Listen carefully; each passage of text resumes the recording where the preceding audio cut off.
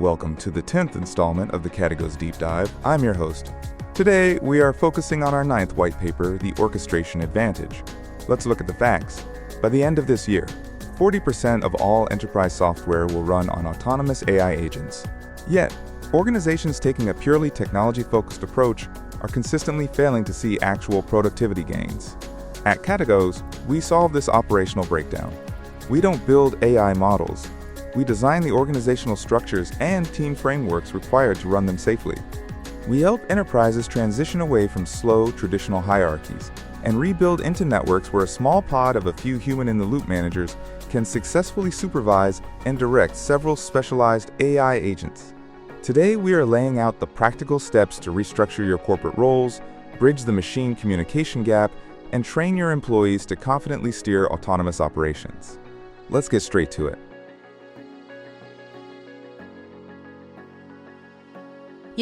Usually when we talk about a business upgrading its technology, there's this expectation of, mechanical predictability. Right, like a clean equation. Exactly. Right. It's like upgrading a car engine. You take the old sputtering four-cylinder out, you drop in this massive twin-turbo V8, and the mechanic just wipes his hands on a rag and says, there it is, you'll now go exactly twice as fast. And you just press the gas. Yeah, you press the gas, the car goes faster, it's simple. It's a very comforting way to look at things, honestly. Input equals predictable output. When you buy the faster server, your website loads faster. Right. You buy the better accounting software, and, your spreadsheets calculate instantly. We've been trained for decades to view technology as this linear lever. But then you step into the reality of the 2026 enterprise landscape, and suddenly that mechanic's garage is completely on fire. Yeah. The car is driving itself into a wall, the mechanic is weeping in the corner, and nobody really knows what's going on. That is a very accurate description of the current market. Because we're looking at a technological integration environment right now that isn't just failing to deliver that clean linear speed, it's actually, quite literally, breaking people. Yeah, I wouldn't call it a simple failure of integration anymore. What we're witnessing right now is the absolute definition of an operational breaking point. Wow. Because we're treating organic systems, meaning human beings. Yeah. Like they're just another piece of hardware. Like you could just plug a new cognitive processor into a person. Which you obviously can't. No, the human nervous system simply doesn't work that way. And that profound disconnect is exactly why we're here today.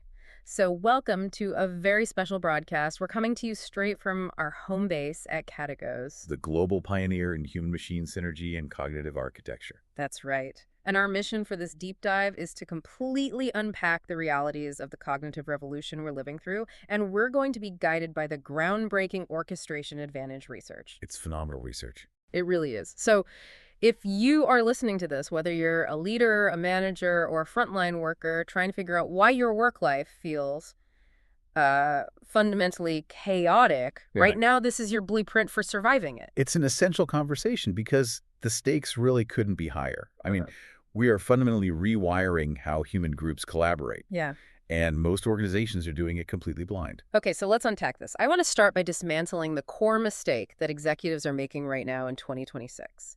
Because there is this dangerous, almost intoxicating illusion going around boardrooms. The idea that buying AI equals productivity. Yes, the fallacy of raw AI. Like a CEO buys 1,000 autonomous software licenses for their team, sits back, and just fully expects their quarterly revenue to immediately graph upward. And the data proves just how dangerous that fallacy is. There's a baseline statistic we really need to anchor this entire conversation on. Hit me with it. Okay, so organizations that take a purely tech-focused approach to AI integration, just buying the tools there, are 1.6 times more likely to fail to realize their expected returns. Wait, 1.6 times more likely to fail just by buying the tech? Yes. Think about what that actually means in practice. That's wild. By focusing only on the technology, by just acquiring the licenses and deploying the models without redesigning the human element, you aren't just wasting money. Right. You are actively increasing your probability of organizational failure. It's like buying a warehouse full of state-of-the-art gym equipment, right? Dumping it in your office and expecting your employees to automatically look like bodybuilders in a month. That's a perfect way to look at it. If nobody knows how to use it, if it disrupts their daily flow, someone's just going to drop a barbell on their foot. Exactly. You've introduced heavy machinery without understanding the operational biomechanics, which actually brings us to the core thesis we operate on here at Kategos. Here. The true economic leverage of our time doesn't come from raw compute power. It just doesn't. Okay. It doesn't come from how many server farms you have access to or how many billions of parameters your model has. True leverage comes from the cognitive connection. The cognitive connection. Let's define that for the listener, because that's a massive concept. Sure. It's the intentional strategic design of human-AI synergy. Synergy. Okay. Right? It's building the scaffolding that allows a biological brain and a synthetic neural network to work together without one destroying the other. Without the barbell dropping on the foot. Exactly. And to understand why this is so critical right now, we really have to look at the massive transition we've just gone through over the last 3 years. The landscape has fundamentally shifted since the generative AI boom of 2023. Oh man, 2023, right. Because back then, everyone was obsessed with basically, well, incredibly sophisticated pattern matching. Right, the chatbots. Yeah, you ask a chatbot to write a poem in the style of Shakespeare, and it gives you a poem. You ask for a summary of a PDF, it gives you a summary. It was a miracle at the time. It felt like magic, but it was essentially just an incredibly fast, passive typist. It only moved when you pushed the button. Exactly. It was conversational, but it wasn't agentic. It didn't do things on its own. Right. But now, here we are in 2026, and we've crossed the threshold into what we call functional AGI, artificial general intelligence. Now, I know the academic debate about full AGI, meaning like a machine that possesses actual human-level consciousness and intelligence across every conceivable task. That debate is still raging on Twitter and in university halls. Oh, absolutely. Yeah. The philosophers and the computer scientists, they will argue about the definition of true AGI for another decade. For sure. But from a strict enterprise perspective, from a business standpoint, Yeah. functional AGI is already here. Okay, so how do we define that? It's defined by an AI system's capability to independently figure things out. That phrase, figure things out, it feels so entirely different from follow a script. Because it is. These systems aren't just predicting the next word anymore. They combine massive, expansive baseline knowledge with advanced inference time reasoning. Which means they think while they work. Yes, and they execute long horizon tasks. We're talking about frontier models like GPT 5.2 and Claude 3.5 Agentic. So practically speaking, instead of me saying, draft an email to the legal team, I'm saying, audit these 3 vendor contracts, cross-reference them against our new compliance guidelines, flag the liabilities, and begin negotiating the terms with the vendor's AI. Precisely.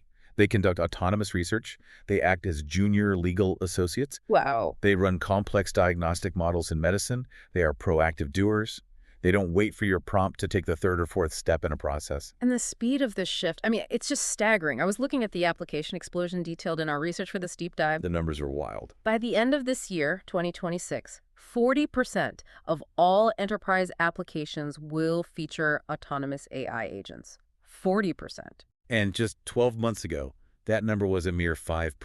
That's not an evolution. That is a systemic shock. We are entirely replacing the informational plumbing of the global economy overnight. We are. But the global diffusion of this technology, it isn't happening evenly. Right, the geography of it. The geographical split has completely bypassed the traditional allocations of tech adoption. I mean, you might assume Silicon Valley is driving the highest integration, right? Yeah, naturally you'd think the U.S. would be number 1. But the United Arab Emirates is currently leading the entire globe.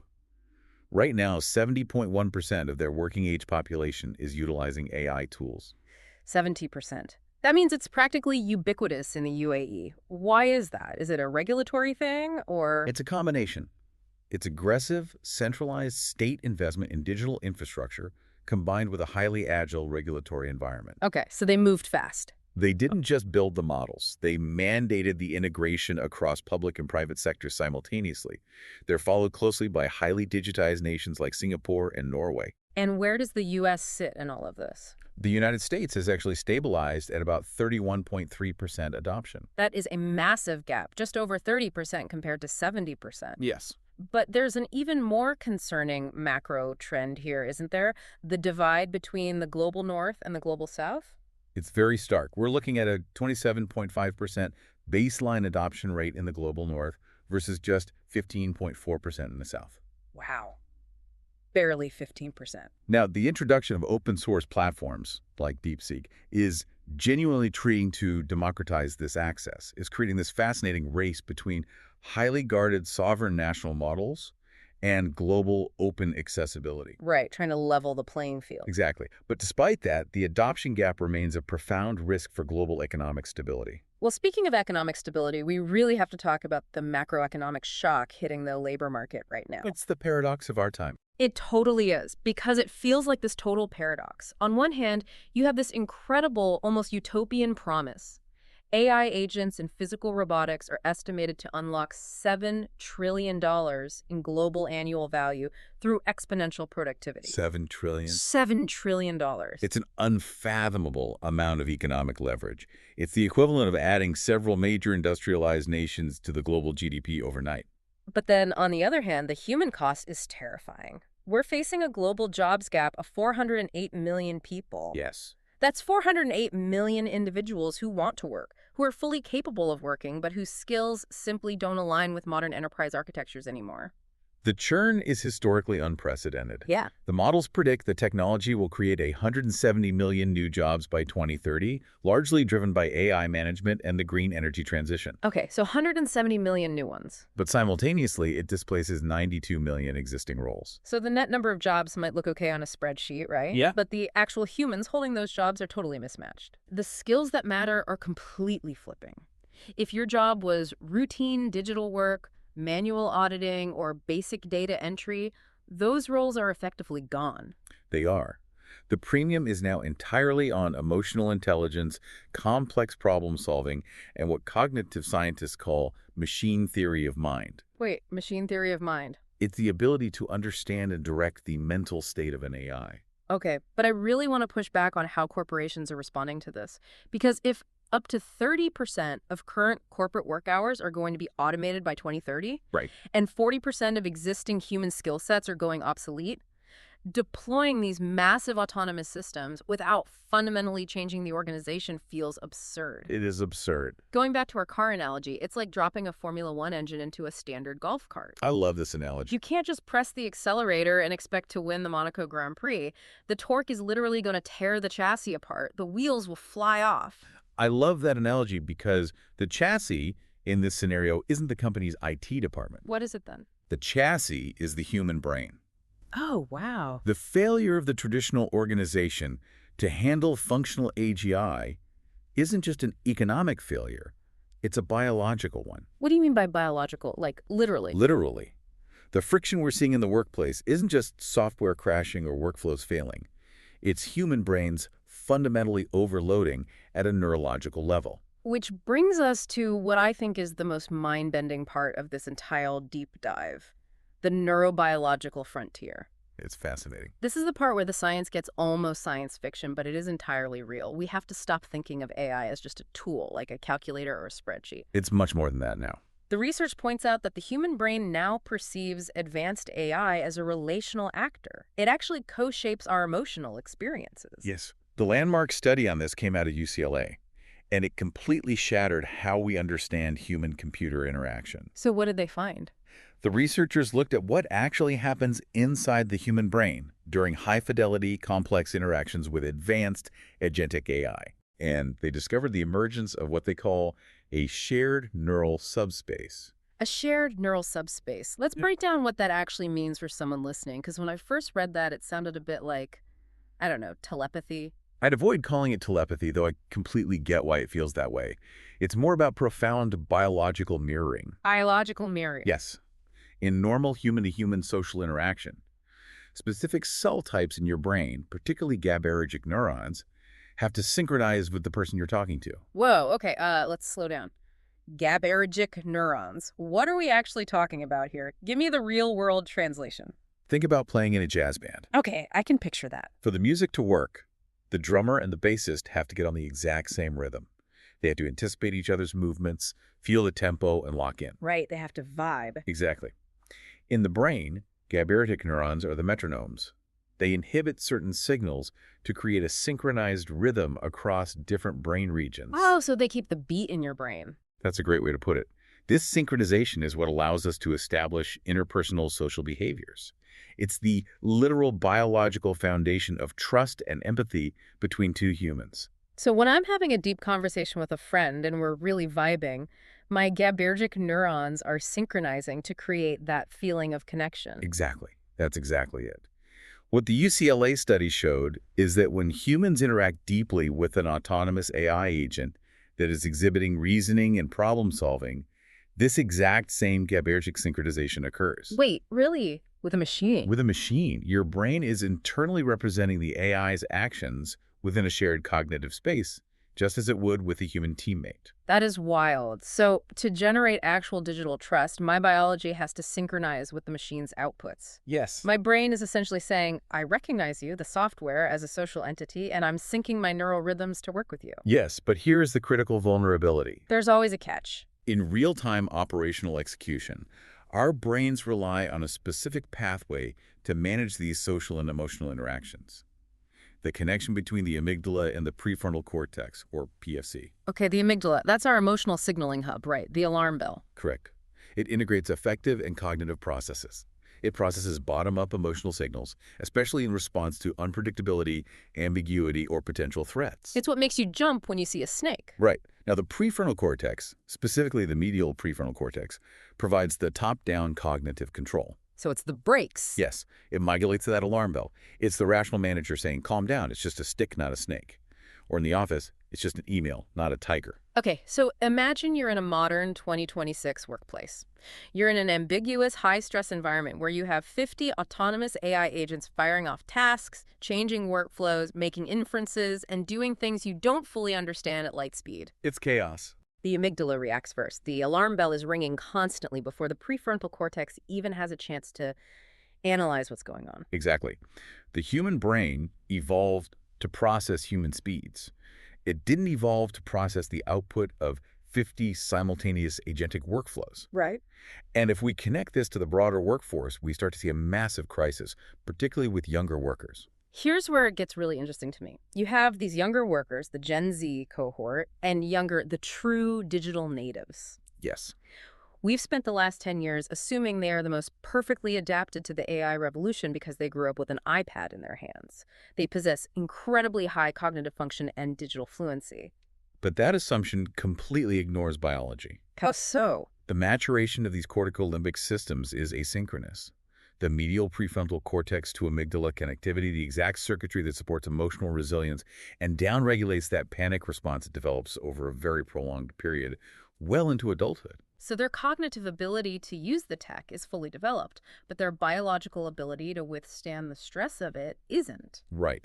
Because that circuitry isn't fully stabilized yet, younger workers actually have lower emotional resilience to the sheer speed and unpredictability of rapid technological change. That makes total sense. Unmanaged agentic friction, which just means being bombarded by autonomous AI outputs without a clear protective structure, it actively erodes their amygdala DMN, or default mode network, connectivity. And the default mode network is what helps us process our internal state, right? Yes. It helps us regulate emotion and recover after a negative stimulus.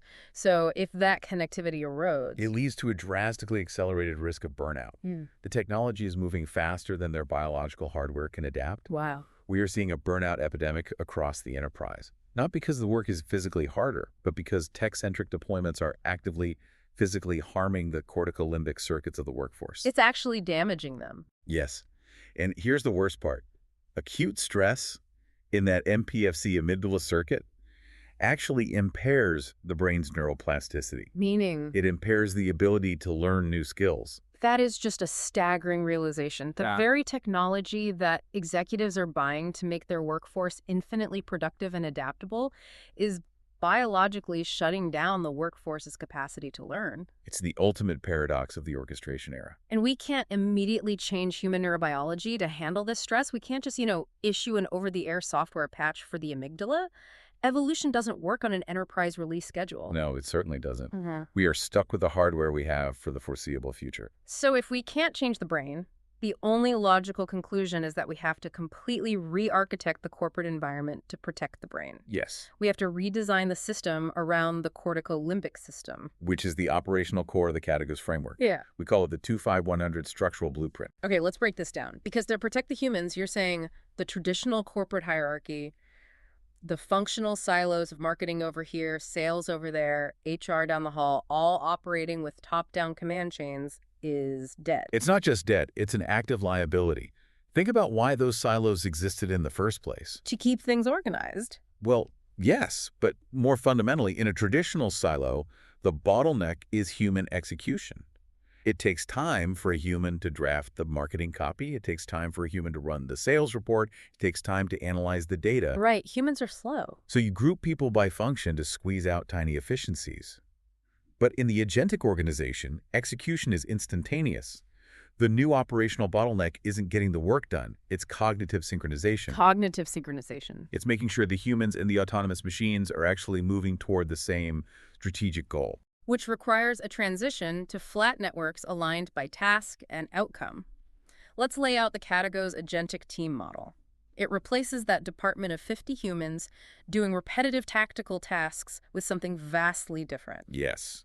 You replace that silo with a tight, highly synchronized cell of 2 to 5 humans. Just 2 to 5 humans. 2 to 5 humans who are managing an automated factory of 50 to 100 specialized agent personas. I really want the listener to visualize this. You don't have 50 people typing at desks anymore. You have a pod of 3 people, and they are overseeing a digital swarm of 100 AI agents that are doing the typing, the coding, the data crunching, the emailing. The humans are no longer doing the execution. Right. They are providing the strategic shaping. They are sharing accountability for end-to-end outcomes with the agent swarm.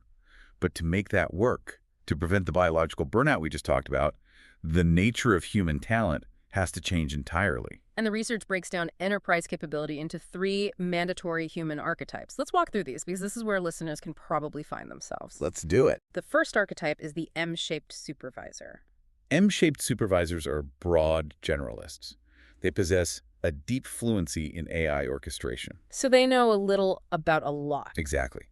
They don't just know marketing. They know how to direct a hybrid workforce of marketing agents, data analysis agents, and creative generation agents across multiple domains simultaneously. They're the ultimate conductors. Imagine an M-shaped supervisor running a product launch. They aren't writing the press release. No. They are telling one set of agents to analyze the competitor's pricing, another set to generate localized marketing copy for 20 different regions, and another set to monitor social media sentiment. Their job is keeping the orchestra playing the same song. Precisely. But an orchestra of 100 autonomous agents will inevitably hit wrong notes. Oh, absolutely. The agents will hallucinate or encounter a novel problem they weren't trained for. Yeah. That's where the second archetype comes in, the T-shaped experts. The deep domain specialists. Right. Their job is not the day-to-day routine. Their entire job is managing the complex exceptions. They handle the edge cases. What does that look like? Well, when the supply chain agent completely freezes because a geopolitical event disrupts a shipping lane and it doesn't understand, the T-shaped expert steps in. They dive into the system breakdowns, diagnose the inference failure, and redesign the workflows so the agent can learn and adapt. You're the mechanics who fix the factory when the robots get confused. That's a great way to describe it. And finally, you have the third archetype, the AI-augmented frontline workers.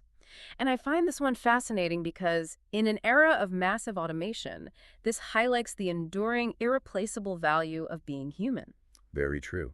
These are your high-touch relational professionals. Think of clinical healthcare workers, complex B2B sales reps, high-level customer success managers, or therapists. People whose job relies fundamentally on human trust. Exactly. In the 2-5-100 model, these frontline workers outsource all of their administrative and informational tasks to the AI swarm. The paperwork. The AI does the charting, the billing, the schedule optimization, the initial data gathering.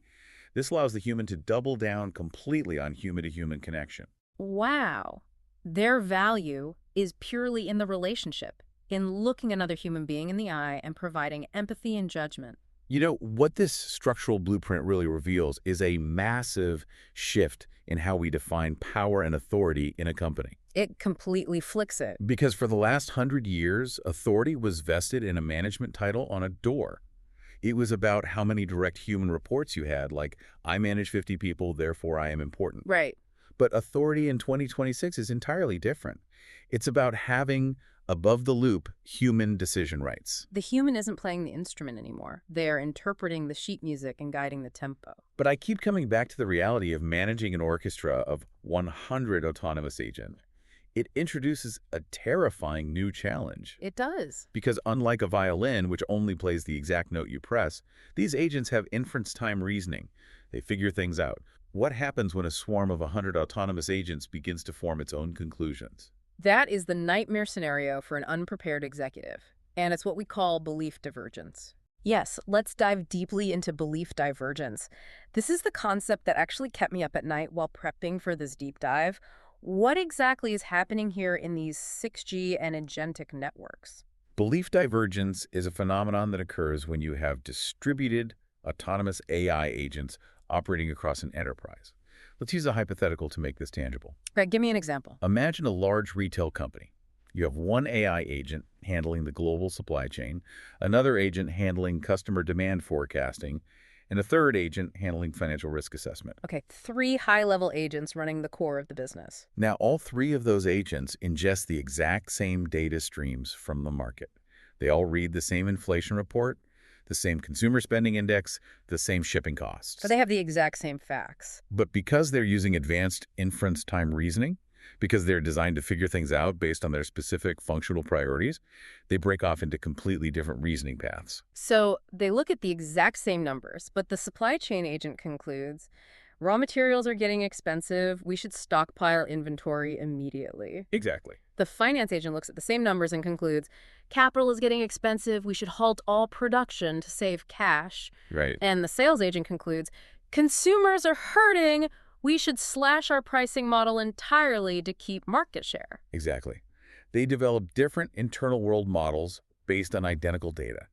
And because they are autonomous, they start executing on those contradictory beliefs. Which means The supply chain agent starts buying, the finance agent starts canceling orders. the entire automated factory rips itself apart. It does. In a traditional system, delivering data was enough.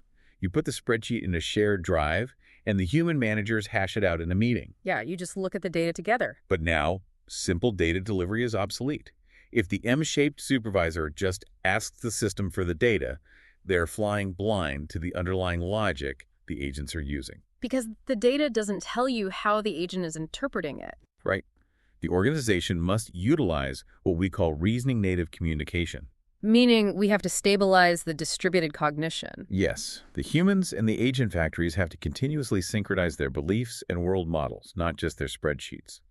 The supervisor has to prompt the agents to explain their reasoning chains, identify the divergence, and force a unified operational reality. Which requires humans to interact incredibly intimately with these models. And that introduces the profound psychosocial tensions of the 2026 workplace. Maybe tense. Because you aren't just adjusting a formula, you are essentially arguing with a synthetic colleague. And that brings us to the paradox of synthetic empathy. Synthetic empathy is arguably the most complex psychological minefield we are navigating right now. Just the phrase gives you a bit of a chill. Explain what synthetic empathy actually is. It is AI technology that has been specifically designed to recognize, interpret, and respond to human emotions without actually feeling a single thing. Right. It is the pure algorithmic simulation of care. It's a machine engineered to sound like a therapist or a best friend, when really it's just predicting the optimal empathetic token string to keep you engaged. And this raises a highly controversial question about the future of work, because synthetic empathy is a profound double-edged sword. How so? Let's look at the positing side first. Well, it provides infinite judgment-free support. An AI agent can patiently help a frustrated employee navigate a complex HR issue for 3 hours. That's true. It adapts its tone perfectly, it never gets tired, it never loses its temper, and it never judges the human for asking the exact same question 5 times.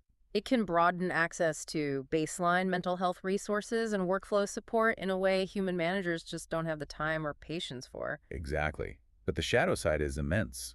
The research details how prolonged exposure to this simulated care creates affective dependence. Affective dependence. Yes. Humans start relying emotionally on a machine that cannot actually care about them. It plunges workers into an emotional uncanny valley. And I'd imagine that starts to erode the authenticity of actual human relationships in the office. It really does. If you spend 8 hours a day interacting with an AI agent that is perfectly compliant, flawlessly empathetic, and centers its entire existence around your needs, you start treating your human coworkers like agents. Right. Your expectations shift. You expect them to be perfectly compliant and tirelessly empathetic, which humans simply are not. We get tired, we get cranky, we have bad days. You lose the friction that makes human relationships real. And here is the critical proof point that this simulation of empathy is ultimately hollow. Oh, It's vital we understand this. The research cites the Decrypto benchmark. the Decrypto benchmark. Unpack that for us. Decrypto is a highly complex strategic game used by cognitive scientists to test pragmatic inference. Pragmatic inference, which means It is essentially the human ability to read between the lines. It's understanding nuance, sarcasm, unspoken social rules, and reasoning about the hidden mental states of others. It tests true machine theory of mind. And how do our massive frontier functional AGI models perform on this? These models that can write flawless code and pass the bar exam. They completely fail. Really? They fail spectacularly. Despite simulating emotional ecosystems perfectly in conversation, they lag far behind baseline human social cognitive benchmarks into crypto. So they can't read the room. They do not possess true theory of mind. Yeah. They cannot understand the underlying why of human social behavior, workplace ethics, or cultural nuance. So imagine you're a worker. You're relying heavily on a synthetic teammate to help you manage a sensitive client account. Yeah. This agent sounds perfectly empathetic. It uses your name. It acknowledges your stress. It suggests a strategy. But fundamentally, it lacks the social cognitive ability to understand whether the strategy it just suggested is culturally insensitive, ethically compromised, or highly offensive to the client's specific background. It is, for all intents and purposes, a sociopath with perfect manners. A sociopath with perfect manners. That is the perfect way to describe it. Thank you. And this proves exactly why human oversight in the 25100 model isn't just some regulatory safety net or a feel-good HR initiative. It's functional. The human is the baseline of compliance. The human is the only entity in the loop that actually understands what it means to be human. Precisely. The human edge isn't raw calculation anymore. The Yeah. human edge is judgment, ethical awareness, and situated cultural understanding. Okay, but this leads to a massive operational problem. What's that? If humans are no longer typing the spreadsheets, but are instead serving as the essential ethical, emotional, and cognitive anchors for swarms of 100 autonomous agents, how on earth do you train someone for that? That's a huge challenge. You can't just hand a 22-year-old a PDF manual and say, good luck orchestrating the swarm, try not to let the agents destroy our brand. You absolutely cannot. The traditional corporate training manual is dead. R.I.P. Completely. Yeah. Those one-size-fits-all e-learning modules with the little multiple-choice quizzes at the end, they are entirely obsolete. They prepare workers for an era of predictable execution that no longer exists. Right, because you cannot learn how to stabilize an erratic AI swarm or handle a biologically stressful agentic workflow by reading a book. No, you have to experience the friction. And that's why the research highlights this incredible rise in friction-based learning in VR. We're talking about AI-powered immersive 3D simulation engines. Yes. Companies like Mersion, Verdi, and Tailspin. Yes, high-performing organizations are utilizing these simulation environments to engage in rigorous, practice-driven experiential learning. It's like a flight simulator for office work. Exactly. They are rehearsing high-stakes, highly ambiguous scenarios in psychologically safe environments. Give me a really tangible example of what that looks like for, say, one of those T-shaped experts or frontline workers we talked about earlier. Okay, imagine a T-shaped expert in healthcare. They put on a headset and step into a VR simulation where they have to communicate a complex, difficult diagnosis to an AI-generated virtual patient. Okay. And this virtual patient is programmed to react with intense emotional distress, unpredictability, and complex edge case questions. Wow, that sounds intense. Or consider a frontline sales worker handling an incredibly aggressive client negotiation, where the AI client continuously introduces bizarre objections that test the worker's emotional regulation.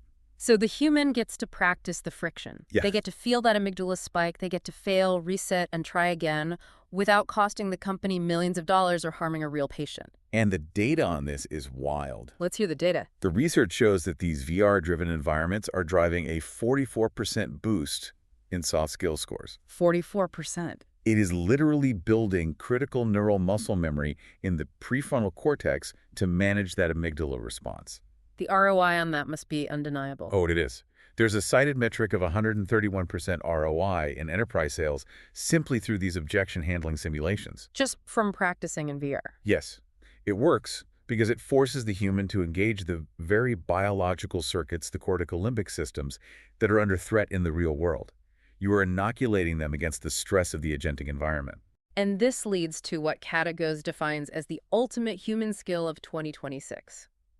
If you want to survive the next decade, it isn't learning Python. Definitely not. It isn't data analysis. It is conversational stamina. Conversational stamina. It's a brilliant concept. It really is. It's defined as the human capacity to maintain deep, empathetic, and nuanced relational engagement over long intervals in high-stress, AI-mediated environments. Let's really drill down into why this is so valuable right now. Because AI handles all the routine informational layers of a conversation today. Right. If a client calls in and needs to know their account balance or the status of a shipment, an agent provides it instantly.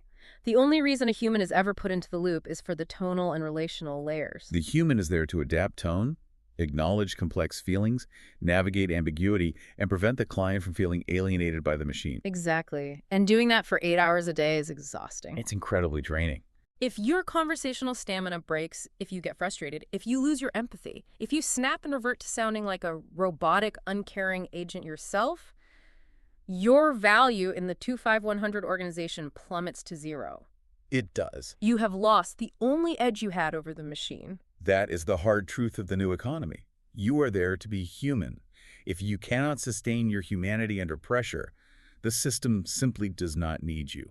But building that kind of deep psychological resilience, that conversational stamina across an entire workforce is impossible if the leadership team itself is fundamentally out of touch. Oh, it's impossible. If the executives are operating with intellectual arrogance, assuming they perfectly understand a landscape that is shifting daily, they will crush their own teams. Which forces us to confront the executive challenge. We have to talk about cultural debt. I'm just going to confront leadership directly here. I'm going to use the exact prompt from the Kategos brand voice because it demands an answer from anyone running a company right now. Lay it on them. As a leader, are you auditing your organization's cultural debt, or are you just counting agent tokens? Are you actually looking at the human cost of this integration, or are you just celebrating how many millions of AI inferences your system ran yesterday? It's the most critical question a CEO can ask right now. Mm-hmm. We need to clearly define cultural debt because it is the silent killer of the agentic transition. Define it for us. Cultural debt is the toxic accumulation of hidden workforce mistrust, deep operational misalignment, and unaddressed behavioral norms. Where does it come from? It's caused directly by executives dropping autonomous AI swarms into an organization without doing any intentional cultural redesign. It's the Formula One engine in the golf cart again. Exactly. You drop 100 autonomous agents onto a team of 5 people. But you don't change the reward structure, you don't build psychological safety, you don't update how success or failure is measured. And suddenly the humans don't trust the AI, they don't trust management, and they are terrified of being replaced. That mistrust is debt, and it compounds with interest. Eventually, it bankrupts the culture. It does. And the only way to clear that debt is through a very specific leadership competency. It's the ultimate competency for a 2026 CEO, epistemic humility. Epistemic humility. Okay, breaking down the philosophy jargon, that's basically the willingness to admit you do not know everything. It's deeper than just saying, I don't know, though. It's defined as the calibrated willingness to recognize your own individual cognitive limitations. Okay. It's the ability to completely suspend your ego and reevaluate your strategic vectors against new data in an era of jagged intelligence. Jagged intelligence. I like that phrase. Right. That means that the AI system you just spent $10 million on might perform like a PhD in quantum physics on Tuesday, solving a massive logistics puzzle, Right. and then completely fail to do basic third-grade arithmetic or understand a simple customer email on Wednesday. Yes, the frontier models are profoundly inconsistent. And if a leader acts like they have perfect control over a system that erratic, they look foolish to their frontline workers and they destroy trust. So intellectual arrogance in this environment is fatal. Completely fatal. Why is it fatal exactly? What actually happens to the team? Epistemic humility directly fights what organizational psychologists call the golem effect. The Gollum effect. What's that? It's a psychological phenomenon where low expectations placed upon individuals lead directly to poorer performance. Okay, I see. If a leader arrogantly assumes the AI is perfect and the human workers are just legacy liabilities waiting to be automated, the humans will internalize that. They will perform poorly. They will disengage entirely. They'll say, well, the boss thinks the machine is better than me anyway, so why should I try to fix the machine's mistakes? Exactly. Epistemic humility prevents those systemic decision errors. It fundamentally changes the leader from a dictator of knowledge into a seeker of truth. I love that. A seeker of truth. And implementing this requires what the research terms epistemic respect. This means a leader must actively honor diverse knowledge holders within the organization. Who are the knowledge holders? This explicitly includes neurodivergent employees, gig workers, and frontline staff. People who have traditionally been ignored by the C-suite. Exactly. Traditional frameworks often overlook these individuals, but in an agentic organization, they often possess unique, highly critical insights into how the workflows are actually failing or succeeding. Because they view the systems differently, or because they are the ones actually feeling the friction on the ground? Right. By honoring different ways of knowing, you transform the company. It goes from a unidirectional knowledge translator, the old industrial model of I am the boss, I tell you what to do, you do it, into a participatory learning community. The workers and the leaders are co-creators of the new cognitive architecture. Exactly. And to do this in practice, leaders have to adopt a specific operational habit. The research calls it the awareness, pause, reframe habit. Awareness, pause, reframe. Walk me through that in a real scenario. Let's say a major AI deployment fails catastrophically and costs the company a client. Ouch. Okay. The leader must first have the awareness to recognize their own amygdala reaction, their own panic, anger, or urge to immediately fire someone. Their own alarm bell. Right. They must actively pause to allow the prefrontal cortex to engage and regulate that emotional spike. Okay. Deep breath. And then, instead of reacting punitively, they reframe the problem collaboratively with their team. They ask, what did the system fail to infer? How do we redesign the workflow? So this reduces reactivity, prioritizes digital trust, and ensures the organization is building for sustained productivity, not just short-term survival resilience. It's about building a human-machine ecosystem that can continuously adapt, rather than a rigid, fear-based system that shatters under the first stress test. Well, as we bring this all together, let's synthesize the mission we set out on today. Let's do it. The entire ethos of Kategos and the fundamental message of the Orchestration Advantage white paper is this: the shadow of artificial general intelligence does not make human capability obsolete. It really doesn't. It actually refines it. It strips away the mechanical, robotic, repetitive tasks we forced humans to do for the last century, and it demands that we become intensely, profoundly human again. Productivity in 2026 is not about raw compute. It is about mastering the cognitive connection. I couldn't agree more. And as we close, I really want to leave you, the listener, with a final thought to mull over. We talked deeply about the biology today. We did. I want you to really consider the asynchronous maturation of our cortical limbic systems. Your brain evolved over millions of years to process human speeds. Right. The AI models we are working with are evolving at a machine-scale pace, compounding their capabilities by the month. It's so fast. So ask yourself, in your daily life and in your organization, are you actively designing your personal routines and workplace boundaries to give your biological hardware the time it needs to catch up? Or are you letting the algorithm dictate your nervous system's operating tempo? Wow. That is the ultimate culture of our time. Are you driving the engine, or is the engine tearing apart the cart? Thank you so much for joining us for this deep dive broadcast at Kategos. We encourage you to rethink your structural blueprints, audit your cultural debt, and lean into your uniquely human edge. Until next time. The cognitive revolution isn't about replacing human capability. It's about its ultimate refinement. And the future belongs exclusively to leaders who step above the loop to command the human edge and human-machine synergy. If you leave your workforce metrics in the industrial era while your systems move at the speed of functional AGI, you will accumulate toxic cultural debt and ultimately execute your own company's irrelevance. It is time to claim your orchestration advantage, and Kategos has paved the exact operational path forward.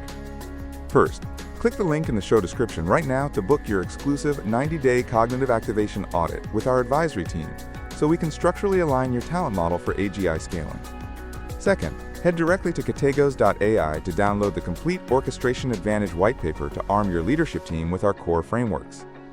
And third, hit that subscribe button immediately. We have several high-profile global industry titans and enterprise visionaries scheduled for our near-future episodes, and you will want a front-row seat as we transition from short-term resilience to sustained, exponential productivity. Stop substituting labor, start orchestrating value, and remember that the future belongs to those who own the intelligence running their business. Thank you for listening, and we will see you in the next discussion.